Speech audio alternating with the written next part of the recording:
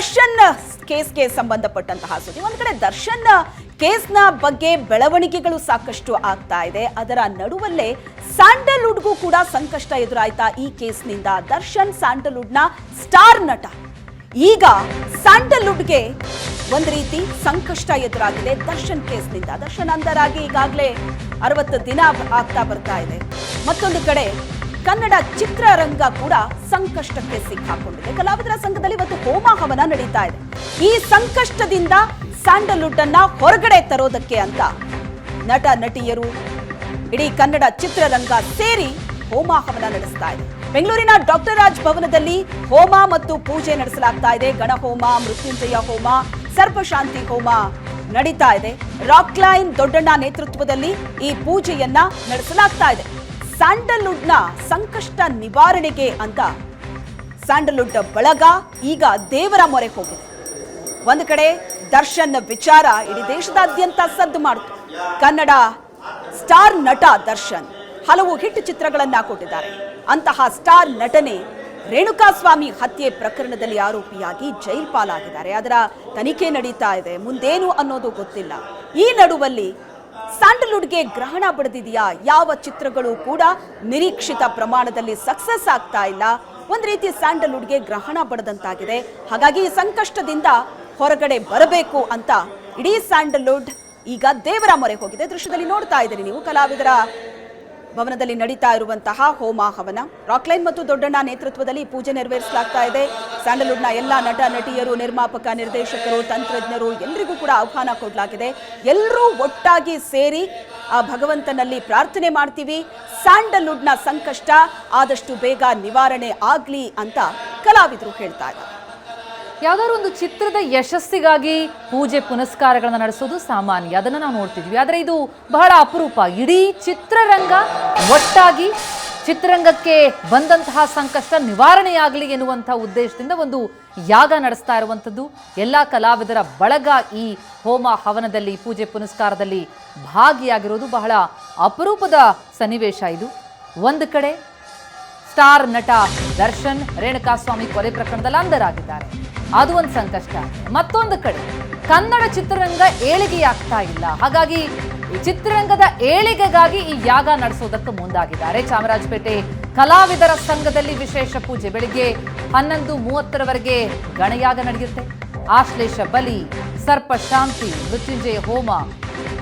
ಉಡುಪಿಯ ಪ್ರಕಾಶ ಮಣ್ಣಯ್ಯ ಅವರಿಂದ ವಿಶೇಷ ಪೂಜೆ. 8 ಜನ ಪುರೋಹಿತರ ತಂಡ ವಿಶೇಷ ಹೋಮ ಹವನವನ್ನ ನಡೆಸಲಿರುವಂಥದ್ದು. ಕಲಾವಿದರು, ತಂತ್ರಜ್ಞರು ಸೇರಿದಂತೆ ಸುಮಾರು 600 ಮಂದಿ ಭಾಗಿಯಾಗ್ತಾ ಇದ್ದಾರೆ. ಕೋವಿಡ್ ಆದ ಮೇಲೆ ಚಿತ್ರರಂಗದಲ್ಲಿ ಸಾಕಷ್ಟು ಸಾವು ನೋವುಗಳಾಗಿದೆ. ನಾವು ನೋಡಿದ್ವಿ ಒಂದಾದ ಮೇಲೊಂದು ಸಾವಿನ ಪ್ರಕರಣ. ಸ್ಯಾಂಡಲ್ವುಡ್ನ ಈ ಸಂಕಷ್ಟವನ್ನ ಪರಿಹರಿಸು ಅಂತ ದೇವರ ಮೊರೆ ಹೋಗಿದ್ದಾರೆ ಕಲಾವಿದರು ಮತ್ತು ತಂತ್ರಜ್ಞರು. ಒಂದು ಕಡೆ ಬೆಂಗಳೂರಿನ ಡಾಕ್ಟರ್ ರಾಜ್ ಭವನದಲ್ಲಿ ಹೋಮ ಮತ್ತು ಪೂಜೆಗಳು ನಡೀತಾ ಇದೆ. ಚಾಮರಾಜಪೇಟೆ ಕಲಾವಿದರ ಸಂಘದಲ್ಲಿ ಗಣಯಾಗ ಬೆಳಿಗ್ಗೆ 11:30ರವರೆಗೂ ಕೂಡ ಸಾಗತ್ತೆ.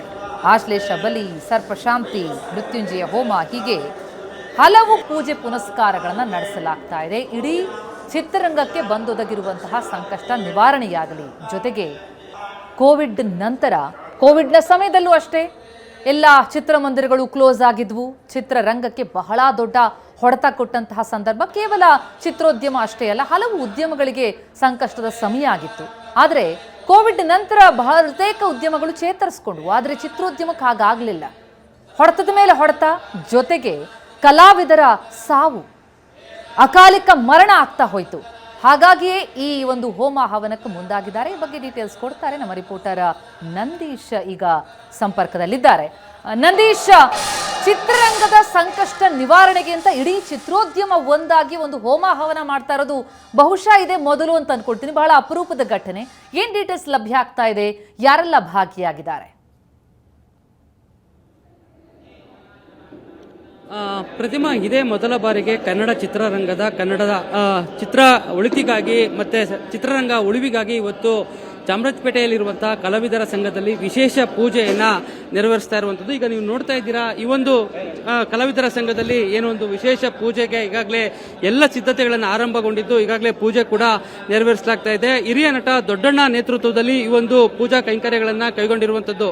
ಮುಖ್ಯವಾಗಿ ಗಣಹೋಮ, ಅಶ್ಲೇಷ ಬಲಿ, ಸರ್ಪಶಾಂತಿಯಾಗ ಸೇರಿದಂತೆ ಹಲವು ಪೂಜೆಗಳು ಈ ಒಂದು ಚಿತ್ರರಂಗ ಒಳಿತಿಗಾಗಿ ಏನು ಈ ಒಂದು ಪೂಜೆಗಳನ್ನ ಕೈಗೊಂಡಿರುವಂತದ್ದು. ಯಾಕೆಂತಂದ್ರೆ ಕೋವಿಡ್ ನಂತರ ಕಳೆದ 5 ವರ್ಷಗಳಲ್ಲಿ ಚಿತ್ರರಂಗ ಸಾಕಷ್ಟು ನೆಲಕಚ್ಚಿರುವಂತದ್ದು. ಎಲ್ಲ ಉದ್ಯಮಗಳು ಕೂಡ ಕೋವಿಡ್ ನಂತರ ಚೇತರಿಕೆ ಕಂಡಿದ್ರೆ, ಆದರೆ ಚಿತ್ರರಂಗ ಮಾತ್ರ ಸಾಕಷ್ಟು ಇನ್ನೂ ಕೂಡ ಸಂಕಷ್ಟದಲ್ಲಿರುವಂತದ್ದು. ಹಲವಾರು ಥಿಯೇಟರ್ಗಳು ಈಗ ಮುಚ್ತಾ ಇರುವಂತದ್ದು. ಜೊತೆಗೆ ಪ್ರೇಕ್ಷಕರು ಚಿತ್ರರಂಗದತ್ತ ಬರ್ತಾ ಇಲ್ಲ. ಜೊತೆಗೆ ಕಲಾವಿದರು ಕೂಡ ಸಂಕಷ್ಟದಲ್ಲಿದ್ದಾರೆ. ಜೊತೆಗೆ ಕಲಾವಿದರ ಸಾವು ನೋವುಗಳಾಗಿ ಆಗಿರುವಂತದ್ದು. ಹೀಗಾಗಿ ಎಲ್ಲರ ಒಳಿತಿಗಾಗಿ ಇವತ್ತು ಈ ಒಂದು ಕಲಾವಿದರ ಸಂಘದಲ್ಲಿ, ಚಾಮರಾಜಪೇಟೆಯಲ್ಲಿರುವಂತಹ ಕಲಾವಿದರ ಸಂಘದಲ್ಲಿ ಒಂದು ಪೂಜೆಯನ್ನ ಏರ್ಪಡಿಸಿರುವಂತದ್ದು. ಈಗಾಗಲೇ ಪೂಜೆಗೆ ದೊಡ್ಡಣ್ಣ ಸೇರಿದಂತೆ ಹಲವು ಏನು ಪದ್ಮಜರಾವ್ ಮತ್ತೆ ಪದ್ಮಜ ಸೇರಿದಂತೆ ಹಿರಿಯ ನಟ ನಟಿಯರು ಕೂಡ ಈ ಒಂದು ಪೂಜೆಗೆ ಆಗಮಿಸ್ತಾ ಇರುವಂತದ್ದು.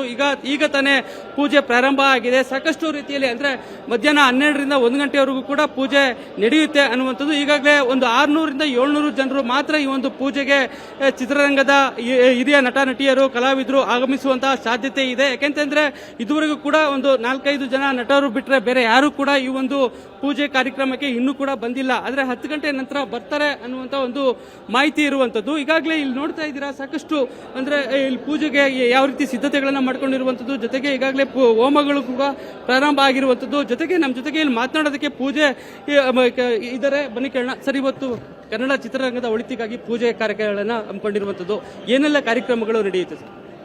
ಇದು ಕಲಾವಿದರ ಸಂಘದಲ್ಲಿ ಇಡೀ ಚಿತ್ರರಂಗಕ್ಕೆ ಒಳ್ಳೆಯದಾಗಲಿ, ಎಲ್ರಿಗೂ ಖುಷಿ ಇದಾಗಲಿ, ಎಲ್ರಿಗೂ ಏನಾರು ಭಗವಂತನ ಸೇವೆ ಮಾಡೋದು ಒಳ್ಳೆಯದಕ್ಕೆ ಅಂತ ಹೇಳಿ ಎಲ್ರಿಗೂ ಒಳ್ಳೆಯದಾಗಲಿ ಅಂತ ಇದು ಮಾಡಿಸ್ತಾ ಇದ್ದಾರೆ.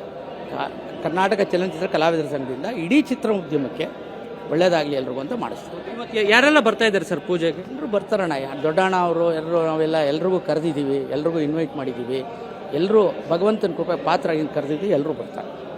ಇದು ಈಗಾಗಲೇ ಕೆಲವರು ಚಿತ್ರರಂಗದಲ್ಲಿ ಸಾಕಷ್ಟು ಸಾವು ನೋವುಗಳಾಗಿರುವಂಥದ್ದು, ಕೆಲವೊಂದು ಪ್ರಕರಣಗಳಲ್ಲಿ ಜೈಲು ಸೇರಿರುವಂಥದ್ದು. ಇದು ಧನ್ಯವಾದ, ತುಂಬ ಧನ್ಯವಾದ, ಎಲ್ರಿಗೂ ಒಳ್ಳೆಯದಲ್ಲ. ಇದಿಷ್ಟು ಏನು ಹೇಳ್ತಾ ಇರುವಂಥದ್ದು. ಯಾಕೆಂತಂದ್ರೆ ಎಲ್ಲರ ಒಳಿತಿಗಾಗಿ ಈ ಒಂದು ಪೂಜಾ ಕಾರ್ಯಕ್ರಮಗಳನ್ನ ಹಮ್ಮಿಕೊಂಡಿದ್ದೇವೆ. ಈಗ ನೀವು ನೋಡ್ತಾ ಇರ್ಬೋದು, ಇಲ್ಲಿ ಏನು ಸಾಕಷ್ಟು ಸಿದ್ಧತೆಗಳನ್ನ ಈಗಾಗಲೇ ಪೂಜೆಗಳನ್ನ ನೆರವೇರಿಸೋದಕ್ಕೆ, ಹೋಮಗಳನ್ನ ಮಾಡೋದಕ್ಕೆ ಮಾಡ್ಕೊಂಡಿರುವಂಥದ್ದು. ಸರ್ಪಶಾಂತಿ, ಗಣಹೋಮ, ಅಶ್ಲೇಷ ಬಲಿ ಸೇರಿದಂತೆ ಹಲವು ಪೂಜಾ ಕಾರ್ಯಕ್ರಮಗಳನ್ನ ಈಗಾಗಲೇ ಸಿದ್ಧತೆಗಳನ್ನ ಮಾಡ್ಕೊಂಡಿರುವಂಥದ್ದು. ಇನ್ನೇನು ಕೆಲವೇ ಕ್ಷಣಗಳಲ್ಲಿ ಈ ಒಂದು ಪೂಜಾ ಕಾರ್ಯ ಅಂತಿಮವಾಗಿ ಆರಂಭ ಆಗುತ್ತೆ ಅನ್ನುವಂಥ ಒಂದು ಮಾತನ್ನ ಕೂಡ ಹೇಳ್ತಾ ಇರುವಂಥದ್ದು. ಈಗಾಗಲೇ ಹಲವು ಚಿತ್ರರಂಗದ ಗಣ್ಯರಿಗೆ ಈ ಒಂದು ಪೂಜೆಗೆ ಆಹ್ವಾನವನ್ನ ಕೊಟ್ಟಿದ್ದೇವೆ, ಎಲ್ಲರೂ ಬರ್ತಾ ಇದ್ದಾರೆ ಅನ್ನುವಂಥ ಒಂದು ಮಾತನ್ನ ಹೇಳ್ತಾ ಇದ್ದಾರೆ.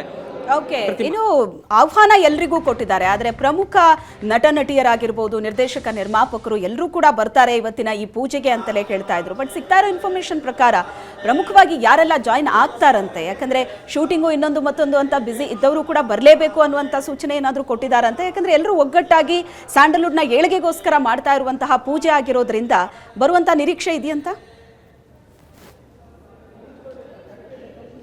ಶ್ವೇತ, ಏನಂತಂದ್ರೆ ಇದು ಸ್ಯಾಂಡಲ್ವುಡ್ನ ಚಿತ್ರರಂಗ ಏಳಿಗೆಗಾಗಿ ಒಂದು ಪೂಜೆಯನ್ನ ನೆರವೇರಿಸ್ತಾ ಇರುವಂತದ್ದು. ಜೊತೆಗೆ ಈಗಾಗಲೇ ಎಲ್ಲರಿಗೂ ಕೂಡ ಮೊನ್ನೆ ಪ್ರೆಸ್ ಮೀಟ್ ಮಾಡಿ ಚಿತ್ರರಂಗದ ಎಲ್ಲರಿಗೂ ಕೂಡ ಈ ಒಂದು ಪೂಜೆಯಲ್ಲಿ ಭಾಗವಹಿಸಬೇಕು ಅನ್ನುವಂಥದ್ದು ಪ್ರೆಸ್ ಮೀಟ್ ಮುಖಾಂತರ ಮತ್ತೆ ಖುದ್ದಾಗಿ ದೂರವಾಣಿ ಮುಖಾಂತರ ಎಲ್ಲರಿಗೂ ಮಾಹಿತಿ ಕೊಟ್ಟಿದ್ದಾರೆ ಅನ್ನುವಂಥ ಒಂದು ಮಾಹಿತಿ ಸಿಗ್ತಾ ಇರುವಂತದ್ದು. ಈಗಾಗಲೇ ದೊಡ್ಡಣ್ಣ ನೇತೃತ್ವದಲ್ಲಿ ಈ ಒಂದು ಪೂಜಾ ಕಾರ್ಯಗಳನ್ನ ನಡೆಸ್ತಾ ಇರುವಂತದ್ದು. ಜೊತೆಗೆ ನಿರ್ಮಾಪಕರಾಗಿರುವಂತಹ ರಾಕ್ಲೈನ್ ವೆಂಕಟೇಶ್ ಅವರು ಕೂಡ ಈ ಒಂದು ಕಾರ್ಯಕ್ರಮಕ್ಕೆ ಈಗಾಗಲೇ ಇನ್ನೇನು ಬರ್ತಾರೆ ಅನ್ನುವಂಥ ಒಂದು ಮಾಹಿತಿ ಸಿಗ್ತಾ ಇರುವಂತದ್ದು. ಹೀಗಾಗಿ 10 ಗಂಟೆ ನಂತರ ಸಾಕಷ್ಟು ಕಲಾವಿದರು, ಹಿರಿಯ ನಟ ನಟಿಯರು ಈ ಒಂದು ಪೂಜೆಯಲ್ಲಿ ಭಾಗವಹಿಸ್ತಾರೆ ಅನ್ನುವಂಥ ಒಂದು ಮಾಹಿತಿ ಸಿಗ್ತಾ ಇದೆ. ಈಗಾಗಲೇ ಸದ್ಯಕ್ಕೆ ದೊಡ್ಡಣ್ಣ ಬಿಟ್ರೆ ಕೆಲವರು ಹಿರಿಯ ನಟ ನಟಿಯರು ಬಿಟ್ರೆ ಇನ್ಯಾರು ಕೂಡ ಪ್ರಮುಖವಾದಂತವರು ಈ ಒಂದು ಪೂಜಾ ಕಾರ್ಯಕ್ರಮಕ್ಕೆ ಇನ್ನೂ ಕೂಡ ಆಗಮಿಸಿಲ್ಲ. ಈಗಾಗಲೇ ಪೂಜಾ ಕಾರ್ಯಗಳು ಕೂಡ ಆರಂಭವಾಗಿದೆ. ಆದ್ರೆ ಇನ್ನೇನು 10 ಗಂಟೆಯ ನಂತರ ಕೆಲವರು ಬರ್ತಾರೆ ಅನ್ನುವಂಥ ಒಂದು ಮಾಹಿತಿ ಸಿಗ್ತಾ ಇದೆ. ಕೇವಲ 500ರಿಂದ 600 ಜನರಿಗೆ ಮಾತ್ರ ಈ ಒಂದು ಪೂಜೆಯಲ್ಲಿ ಭಾಗವಹಿಸ್ತಾರೆ ಅನ್ನುವಂಥ ಒಂದು ಮಾಹಿತಿಯನ್ನ ಮೊದಲೇ ತಿಳಿಸಿದ್ರು. ಹೀಗಾಗಿ ಈಗ ಸದ್ಯಕ್ಕೆ ಒಂದು ಪೂಜೆ ಕಾರ್ಯಕ್ರಮಗಳು ಈಗ ತಾನೇ ಆರಂಭಗೊಂಡಿರುವಂತದ್ದು. ಇನ್ನೇನು ಕೆಲವೇ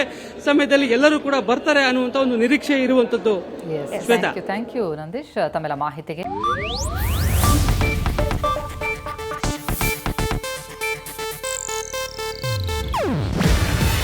ಇದು ಏಷ್ಯಾನೆಟ್ ನ್ಯೂಸ್ ನೆಟ್ವರ್ಕ್ ಪ್ರಸ್ತುತಿ.